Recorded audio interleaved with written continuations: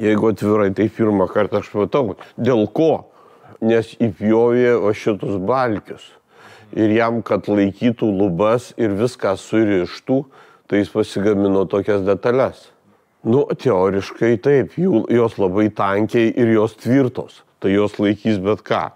Mane labiau neramina va šitos vietos, kur ateina dabar užkabinta. Matai, kiek laiko. Ten yra 2 varžtai, ne? Ir užkabinta. Jeigu čia būtų retai, tai sakyčiau, nelabai man patinka. Čia turėtų atsirasti iš apačios dar murlutas ar kažkas, ant ko atsigula visa medinė konstruktyvas. Nes dabar varžtas skaldo medį, jis gula ant pačių kampučių ir labai mažai dirba. Jeigu kažko varžtas suskaldytų jo ir gautų didelį apkrovą, tai jisai čia nuskiltų. Nu, tiesiog galą nulaužtų.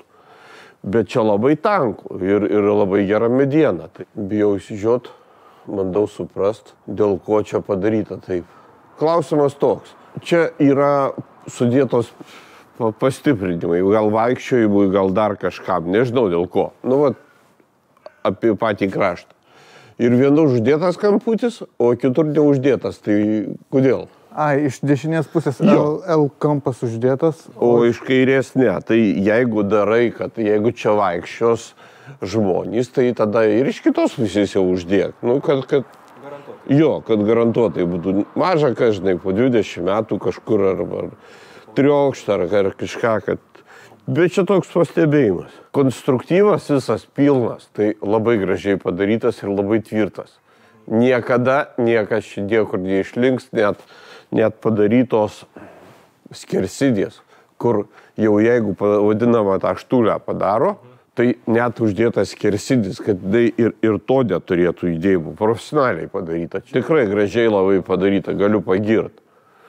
Dabar dėl šitų stygų, jos, supranti, sudvejintos yra gegnės.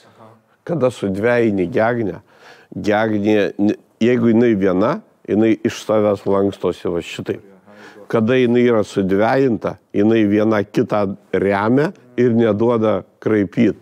Tai va čia, kad ir nėra stygų, bet yra va šita vadinama va sarama labai stora. Jinai atremia šitą visą dalyką, pati centrinė konsolė neduoda kraipyti, dvigubos gegnės, 100%, kad čia tau niekas nieko nestums.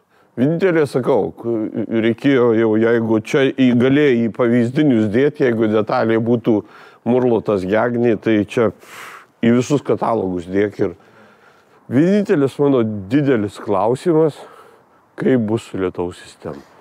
Čerpas jie moka montuoti. Jo, labai puikiai ir konstruktyva irgi labai puikiai. Kokie kabliai, kokia lietaus sistema ir kaip bus pritvirtinta lietskardė.